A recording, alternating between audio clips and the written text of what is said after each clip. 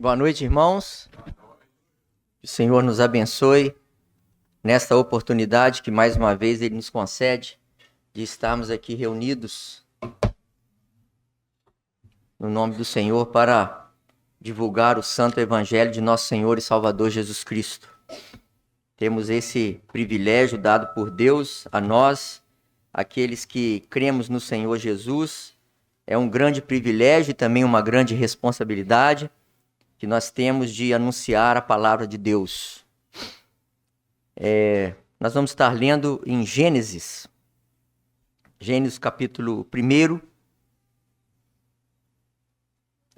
versículos 26, 27, depois o capítulo 2, versículo 7, capítulo 5, versículos 1 a 2. Gênesis capítulo 1, 26, 27. E disse Deus: façamos o homem à nossa imagem, conforme a nossa semelhança, e domine sobre os peixes do mar, sobre as aves dos céus, sobre o gado, sobre toda a terra e sobre todo réptil que se move sobre a terra. E criou Deus o homem à sua imagem, a imagem de Deus o criou, macho e fêmea os criou. Capítulo 2, versículo 7. E formou o Senhor Deus o homem do pó da terra, e soprou em seus narizes o fôlego da vida, e o homem foi feito alma vivente. Capítulo 5, versículos 1 e 2. Este é o livro das gerações de Adão, no dia em que Deus criou o homem. À semelhança de Deus o fez. Macho e fêmea os criou, e os abençoou, e chamou o seu nome Adão no dia em que foram criados. Que o Senhor abençoe a leitura da sua palavra aos nossos corações nesta noite. É um fato absolutamente normal nós desejarmos saber quem nós somos, de onde nós viemos, conhecer os nossos ancestrais. Mas o homem natural, qual é o propósito do homem natural? Qual é o propósito da criação do homem? Para que nós fomos criados? Deus não faz nada sem que haja um propósito, sem que haja uma finalidade.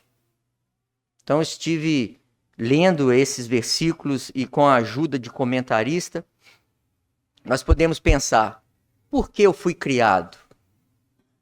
Por que eu estou aqui? Qual a finalidade da minha vida? Será que eu fui criado apenas para viver para mim mesmo? Fazer aquilo que me agrada? Se alguém puder abrir essas duas janelas, por favor, porque esse cantinho aqui, irmãos, é bem quente. Aí onde vocês estão é mais fresco, mas aqui onde a gente está, porque o ar, quando o ar está ligado, aqui fica mais agradável. Mas quando não está... Obrigado, irmãos. Então, qual é a finalidade, da nossa existência? Para que nós fomos criados? Por que Deus ia se preocupar em criar o homem? Então há uma finalidade, há um propósito pelo qual nós fomos criados.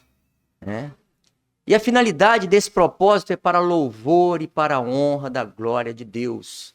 Efésios capítulo 1, versículos 11 e 12. Nós somos criados para o louvor da glória de Deus. Nele digo, em quem também fomos feitos herança, havendo sido predestinados, conforme o propósito daquele que faz todas as coisas, segundo o conselho da sua vontade, com o fim de sermos para louvor da sua glória, nós, os que primeiro esperamos em Cristo. Fomos criados para o louvor da glória de Deus. Fomos criados para louvar e exaltar o nome do nosso Criador, o nosso Deus. Então, como nós já dissemos aqui, é normal nós desejarmos saber de onde nós viemos, para onde nós vamos, o que nós somos, né? Então nós aprendemos com a leitura na palavra de Deus que o homem, ele não foi gerado, ele foi criado. Criado por Deus. Deus fez. Façamos o homem conforme a nossa imagem, conforme a nossa semelhança. E ele nos criou e nos deu o domínio. Nos deu o domínio. E domine sobre os peixes do mar, sobre as aves dos céus, sobre o gado, sobre toda a terra, sobre todo réptil que se move sobre a terra. E criou. Deus fez, Deus nos criou.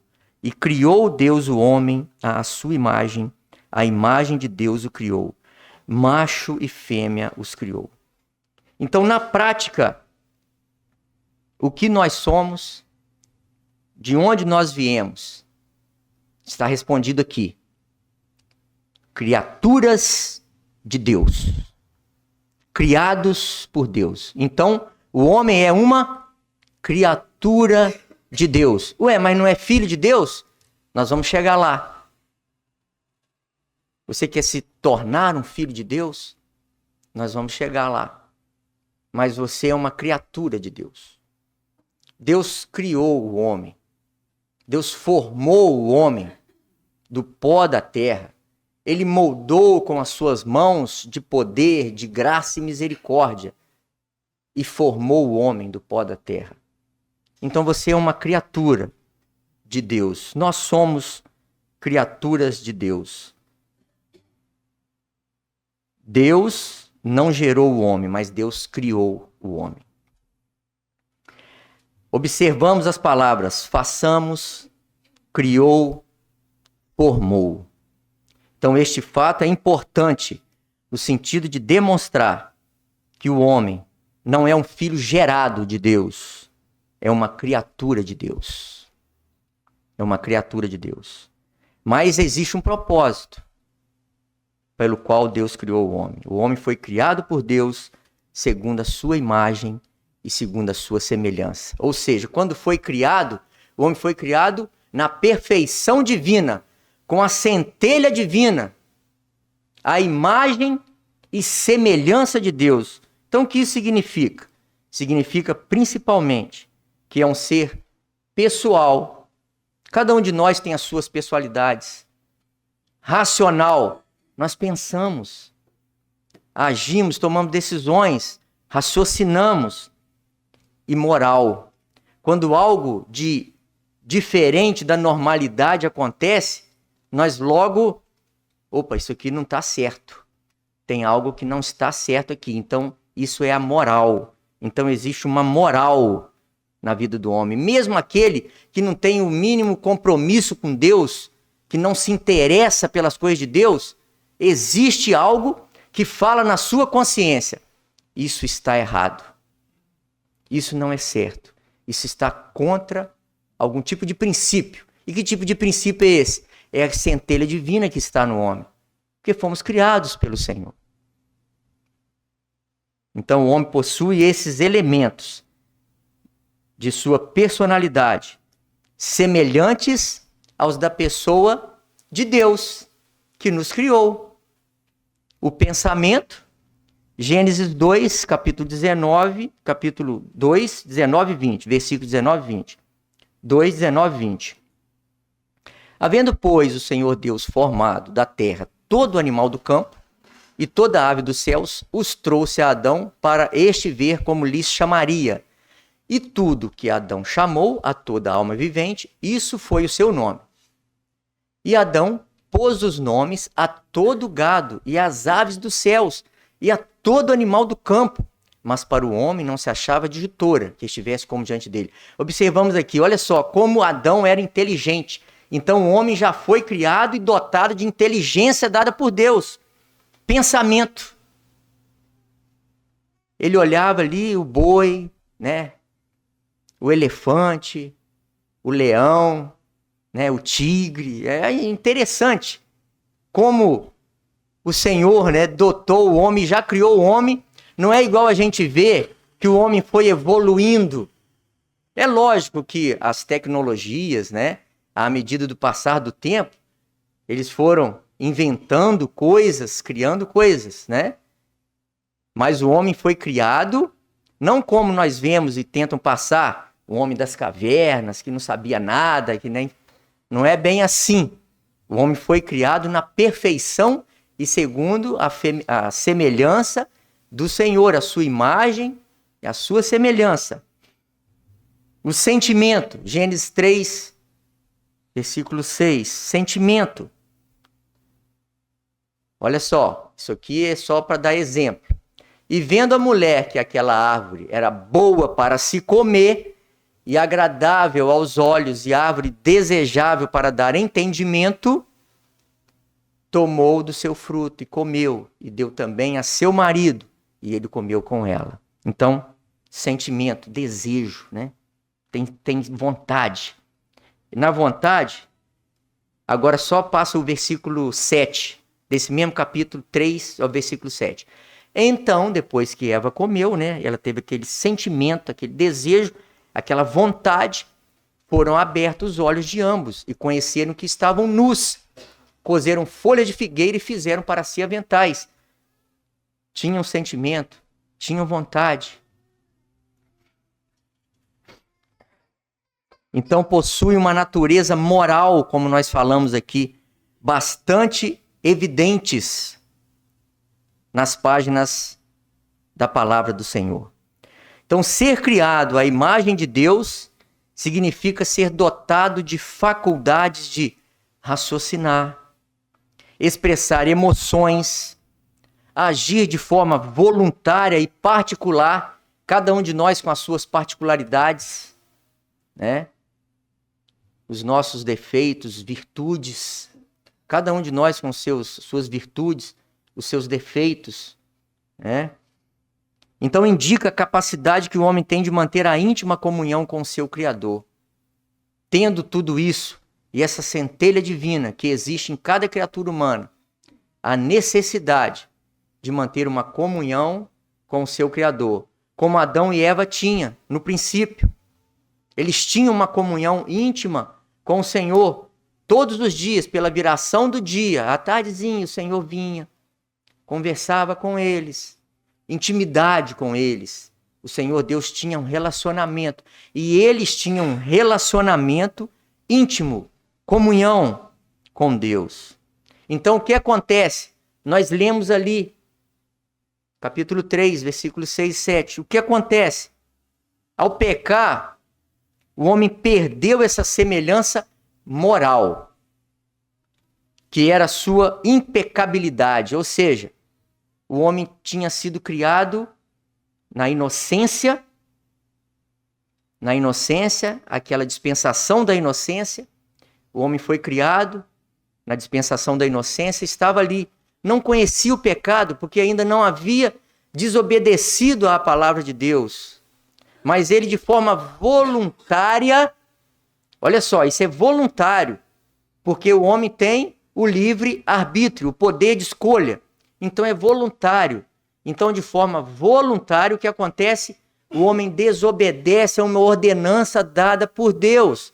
De toda árvore do jardim vocês podem se alimentar dela, vocês podem usufruir dela, mas da árvore do conhecimento, do bem e do mal, dela não comerás, porque no dia em que dela comerdes, certamente morrerás. Então nós lemos aqui que Eva sentiu desejo, vontade, sentimento, sendo tentada por Satanás, pelo diabo, na forma daquela serpente, sendo tentada pelo diabo, ela olha aquele fruto e vê um fruto desejável. Desejável. Então, ao pecar, perdeu a semelhança moral, que era a sua impecabilidade. Mas a semelhança natural de intelecto, emoções e vontade, nós retemos. Nós retemos. Gênesis capítulo 9, versículo 6. Quem derramar o sangue do homem, pelo homem o seu sangue será derramado. Porque Deus fez o homem conforme a sua imagem. Tiago 3, versículo 9. A língua. Com ela bendizemos a Deus e Pai, e com ela amaldiçoamos os homens feitos à semelhança de Deus. Olha a gravidade da coisa aqui que a palavra de Deus coloca pra gente. Por que a palavra de Deus coloca assim? Porque é assim que nós muitas vezes agimos. Né? Essa mesma língua que bendiz a Deus o Pai, muitas vezes amaldiçoa aquele que foi feito à semelhança de Deus, o nosso semelhante, o homem. Então, nos relatos da criação, nós percebemos que Deus criou o homem com uma dignidade pessoal. Né? O homem, na presença do Senhor, vivendo em comunhão, tendo um relacionamento, nós não sabemos por quanto tempo, qual período, né? A Bíblia não relata isso, que eles ficaram na dispensação da inocência ali, mas era um período maravilhoso para o homem, né?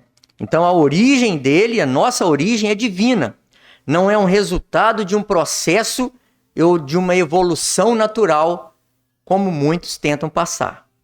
Então o homem foi criado para ser o representante de Deus na terra. Um dos propósitos, representante de Deus na terra. Então, nessa condição, como nós lemos aqui, deveria sujeitá-la, deveria dominá-la, né? E domine sobre os peixes do mar, sobre as aves dos céus. O que é isso? É sujeição, é domínio. Você tem um controle, você tem o domínio. Então, Deus nos outorgou isso, nos deu esse domínio, sujeitou aos nossos pés. Então o homem foi criado para ser o representante de Deus na terra. Ele foi colocado como soberano sobre a terra, coroado com glória e honra, mas sujeito ao seu Criador. Gênesis capítulo 2, 15 e 17. Sujeito ao seu Criador.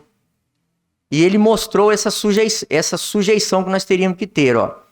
Gênesis 2, 15 e 17. Tomou o Senhor Deus o homem e o pôs no jardim do Éden para o lavrar e o guardar. Ou seja, Deus está no controle, Deus ordenou. Você vai ficar no jardim, você vai lavrar, você vai guardar, você vai cuidar do jardim, você vai ser o zelador desse jardim. E ordenou o Senhor Deus ao homem, dizendo: de toda árvore do jardim comerás livremente, mas da árvore da ciência do bem e do mal, dela não comerás, porque no dia em que dela comeres, certamente morrerás. Então, era preciso uma sujeição. Havia simplesmente uma objeção, somente uma objeção. O homem ainda não conhecia a dor, não conhecia o sofrimento. Era tudo um mar de rosas. O convívio com o Senhor, na presença do Senhor, sendo cuidado diretamente por Deus. E não é diferente hoje, irmãos. Muitas vezes nós não podemos sentir ou ver esse cuidado de Deus, mas o fato de nós deitarmos, dormirmos, acordarmos, levantarmos. O que diz o salmista? Deitei e dormi, acordei e levantei, porque o Senhor me sustentou. Isso aí já é uma prova de que Deus está nos conduzindo. Deus está conosco. E o Senhor Jesus prometeu estar conosco todos os dias, até a consumação dos séculos. É uma prova. A nossa saúde, as nossas dificuldades, são tudo permissão de Deus. Né? Porque nós estamos aqui nesta noite. Permissão de Deus, misericórdia de Deus nas nossas vidas, que se renovaram conforme Jeremias 3, 22. As misericórdias do Senhor são a causa de não sermos consumidos. E elas se renovam a cada manhã, são novas a cada manhã na nossa vida. Então a intenção divina era e é que o homem tenha comunhão com Deus. A intenção do Senhor é essa, que o homem tenha comunhão com Deus, mas só que em obediência. Não pode comer do fruto do conhecimento do bem e do mal. Obediência. Deus se agrada mais em obedecer a Ele do que sacrifício, do que sacrificar. Tragicamente, o homem caiu de seu estado de graça, pecou contra Deus, pecou contra o Senhor. Em essência, o pecado é essa rebeldia deliberada, né, contra a vontade de Deus. Então, com isso, o que aconteceu? Gênesis 3, 8 a 10. O homem separou-se de Deus. E ouviram a voz do Senhor Deus, que passeava no jardim pela viração do dia. E escondeu-se Adão e sua mulher da presença do Senhor Deus entre as árvores do jardim. E chamou o Senhor Deus a Adão e disse-lhe: onde estás? E ele disse: ouvi a tua voz soar no jardim e temi, porque estava nu e escondi-me. Tem alguma coisa diferente aí? O homem estava dessa mesma forma na presença de Deus, gozando da comunhão. E agora, o que acontece? Por causa da desobediência, eles tiveram o conhecimento do bem e o conhecimento do mal. E agora eles puderam ver que existia algo que não existia neles antes: o pecado. Porque eles desobedeceram a palavra de Deus. Então o homem separou-se de Deus. Porque Deus, sendo santo, ele não podia habitar com o pecador, com o pecado. Deus não podia compactuar com o pecado, porque não bate com a santidade de Deus. Estão separados de Deus. Todos pecaram e destituídos estão da glória de Deus. Romanos 3, 23. Todos pecaram, destituídos estão da glória de Deus. Perdeu a sua soberania sobre a terra. Gênesis 3, 17, 19. Perdeu a sua soberania. E Adão disse: porquanto deste ouvido à voz de tua mulher e comeste da árvore de que te ordenei, dizendo: não comerás dela, maldita é a terra por causa de ti. Com dor comerás dela todos os dias da tua vida. Espinhos e cardos também te produzirá, e comerás a erva do campo. No suor do teu rosto comerás o teu pão, até que te tornes à terra, porque dela foste tomado, porquanto és pó, e em pó te tornarás. Não havia a morte, mas agora a morte entrou. A morte chegou. A alma que pecar, essa morrerá. A alma que pecar, essa morrerá. Romanos capítulo 5, versículo 12. Romanos 5, 12.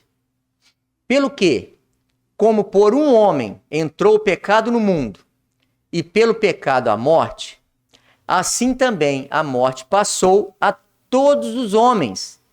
Por isso que todos pecaram. Vocês viram ali? Por um homem entrou o pecado no mundo. E pelo pecado, a morte. Assim também a morte passou a todos nós. Por isso que todos pecaram. Então, além de sermos criaturas de Deus, nós vamos morrer, porque somos pecadores. Pecadores. Está escrito na palavra de Deus. Não é o pregador que está falando, é a palavra de Deus. Todos pecaram, destituídos estão da glória de Deus. É a palavra de Deus que diz isso. Então o alvo de Deus agora é o quê? É restaurar o homem pecador à sua semelhança, comunhão e domínio.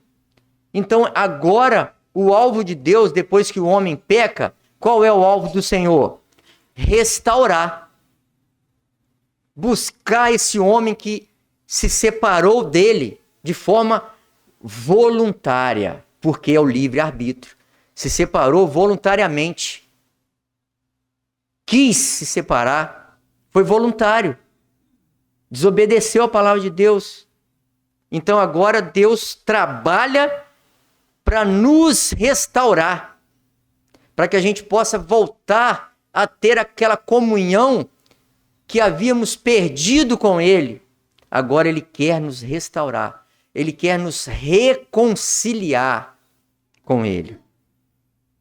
Somente na palavra do Senhor nós percebemos que o homem, bem como toda a criação em seu estado original, eram bons, dignos. Então Deus considerou todo o trabalho de suas mãos como muito bom. É só a gente ler em Gênesis 1:31. E viu Deus tudo quanto tinha feito, e eis que era muito bom. Foi a tarde, amanhã, o dia sexto. Então, quando Deus termina a sua criação, quando Ele cria o homem e a mulher, Ele viu, eis que era muito bom. O homem foi criado com dignidade. Não era um servo humilde que providenciava alimento e oferendas para os deuses, como encontramos nos relatos do Antigo Oriente acerca da criação. Lamentavelmente, a terrível corrupção do pecado desfigurou toda a boa obra criada por Deus. Por isso a gente vê a miséria, a fome, a corrupção, as enfermidades, tudo consequência do pecado na nossa vida. O primeiro homem e a primeira mulher foram criados santos e por algum tempo serviram ao seu Criador de maneira aceitável. Não sabemos, como nós já dissemos aqui, por quanto tempo, o primeiro casal permaneceu em seu estado original de inocência e felicidade. Havia um relacionamento franco com o Criador. O primeiro casal estava rodeado de beleza, de abundância, tinha conforto. Imagine bem, estar sendo cuidado por Deus ali pessoalmente. Não que nós não somos hoje. Se nós formos analisar, conforme nós já falamos aqui, relatamos, nós somos cuidados por Deus. Nós somos cuidados. Mas é como disse o Dr. John L. Cage, a felicidade desfrutada por Adão e Eva, enquanto permaneceram no estado de inocência, era como um córrego que fluía do manancial de bem-aventurança, que é o Deus eterno. Pensa bem, está sendo ali. É como se fosse mimado por Deus, é como se fosse uma criança, os nossos filhos ficam então bebezinhos, tem que estar ali cuidando, fazendo tudo para ele. Depende da gente em tudo. Tudo, são totalmente dependentes. E a gente tem que estar cuidando, olhando, vigiando, fazendo tudo. E é assim que Deus cuida de nós. É assim que Deus cuida de nós.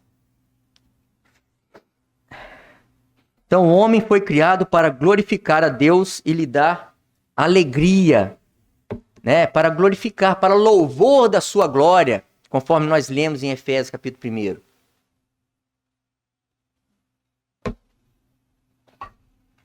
Então devemos fazer tudo para glória de Deus. Então o homem foi criado para glorificar a Deus, porque como nós dissemos aqui no início, Deus faz todas as coisas com um propósito. Existe uma finalidade em tudo que Deus faz. Deus não faz nada por mero acaso. Não, existe uma finalidade e um propósito. 1 Coríntios capítulo 10, versículo 31. Portanto, quer comais, quer bebais, ou façais outra qualquer coisa, fazei tudo para a glória de Deus. Sabe o que esse versículo está falando? Para a gente não ser egoísta. Para a gente não fazer tudo só pensando em nós mesmos, satisfazendo os nossos desejos, o nosso ego. Pensar no Senhor que nos dá todas as coisas. nos dá a capacidade de fazermos todas as coisas, aquilo que a gente faz aqui. É isso que quer dizer isso.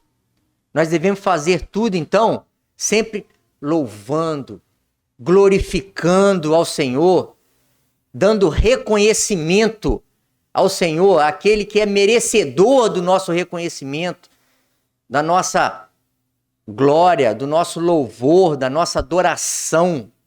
É fazer tudo para a glória de Deus. Tudo aquilo que fizermos aqui. Quando ele fala assim, quer comais, quer bebais ou fazeis qualquer outra coisa, ou seja, tudo que nós fizermos, nós devemos estar pensando, o Senhor está se agradando disso?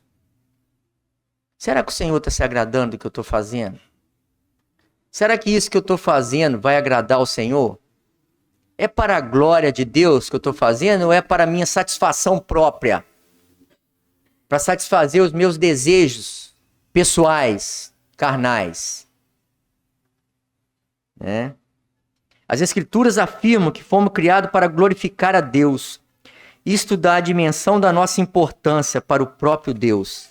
Exatamente nesta medida, porque nós somos importantes para o Senhor. Por isso, logo assim que o homem peca, o Senhor logo quer agora restaurar, quer trazer o homem de volta à comunhão que havia perdido. Isso é o interesse, o amor de Deus por nós.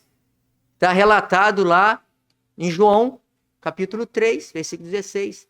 Porque Deus amou o mundo de tal maneira que deu o seu Filho unigênito para que todo aquele que nele crê não pereça, mas tenha a vida eterna. Então Deus não deseja a morte do ímpio. Deus não deseja a morte da sua criatura, da criatura que ele fez, que ele formou, que ele criou. Ele não deseja. Ele deseja antes que todos se salvem e venham ao conhecimento da verdade, conforme Timóteo nos diz na sua palavra. Então Deus não precisava criar o homem. Se nós formos analisar, Deus não precisava criar. Aliás, ele não precisa de nós para nada.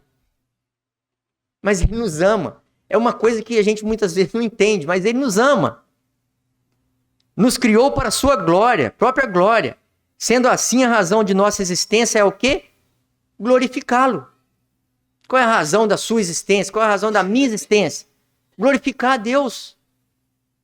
Não glorificamos a Deus quando estamos preocupados com nossos próprios interesses, como nós já falamos aqui, nossos sentimentos, a nossa vontade.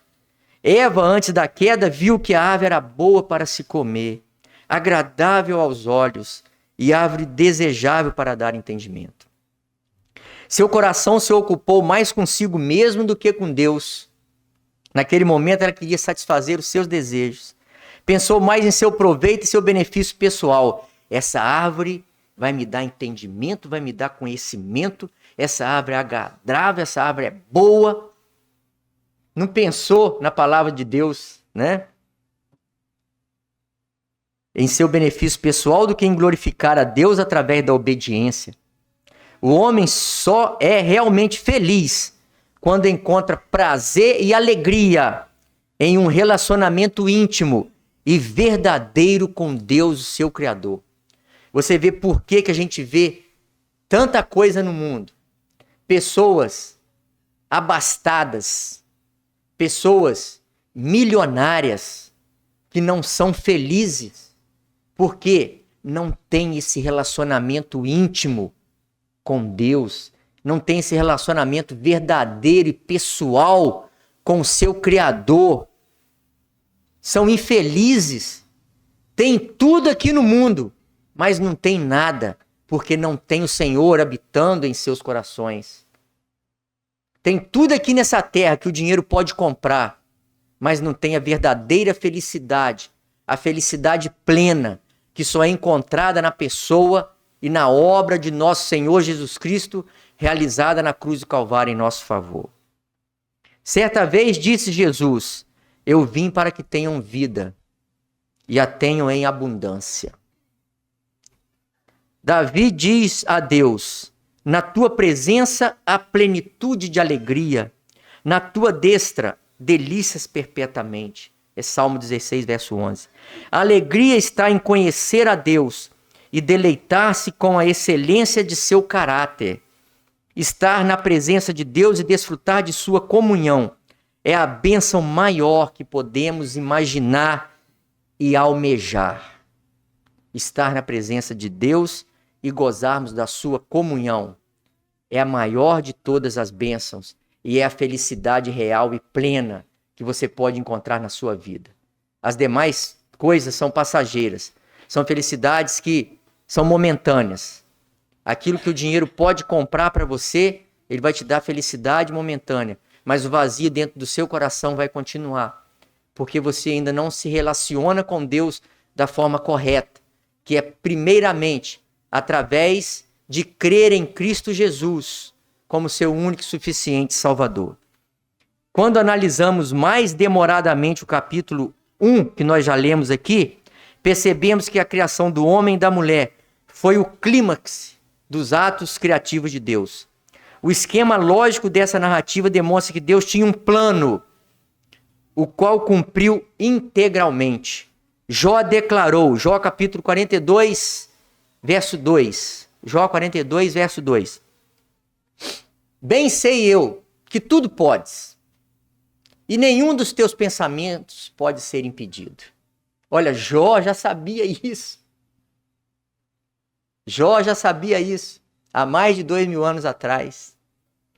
Bem sei eu que tudo podes, nenhum dos teus pensamentos pode ser impedido. Os planos do Senhor. Somos encorajados a crer que Ele também levará a cabo o plano da nossa redenção na vinda de Jesus Cristo. E Jesus Cristo veio, tomou a forma humana. Sendo achado na forma humana, o que Ele fez? Ele foi obediente ao Senhor, por amor a mim, por amor a você, até a morte e morte de cruz. Então, levou a cabo o plano da nossa redenção. Ressoa e alto em bom som nas páginas da palavra de Deus, que Deus tem um plano eterno e salvífico para as suas criaturas. O homem, criatura de Deus, formado do pó, conheceu a corrupção e a degeneração em função de seu ato de desobediência. Contudo, nos ensina o apóstolo Paulo que pela desobediência de um só homem, Romanos 5,19.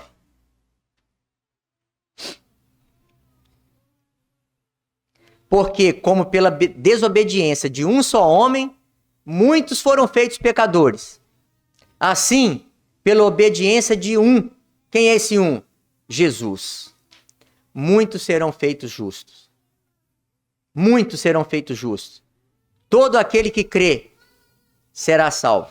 Mas o que não crê, conforme diz a palavra de Deus, o próprio Senhor Jesus, já está condenado. Nossa herança adâmica nos conduz ao cativeiro da corrupção. Que herança adâmica é essa? Nascemos contaminados pelo pecado. Essa herança que nós herdamos de Adão. Contaminados pelo pecado. Mas graças a Deus, não precisamos permanecer cativos pelo pecado. Podemos ser transportados do império das trevas para o reino de Deus. Cristo morreu pelo pecador caído. Sua obra vicária na cruz é potencialmente suficiente para operar a nossa redenção. Ele é o nosso resgatador. Ele pode nos reconciliar, devolvendo-nos a comunhão e paz com Deus, que tragicamente foram perdidas no jardim do Éden. Você crê nisso? Você crê nisso, nessas palavras? Que o Senhor Jesus pode te restaurar, pode te reconciliar com Deus? Se você crê nisso, amém. Louvado seja Deus. Mas se você não crê, saiba que a palavra de Deus já está dizendo que quem não crê já está condenado. E não é o desejo de Deus que almas vão se perder no inferno. Mas o desejo do Senhor é que todos se salvem e venham ao conhecimento da verdade. Que o Senhor nos abençoe nesta noite, possa completar em nossos corações, através do seu Santo Espírito, o ensino da sua palavra para nós. Amém.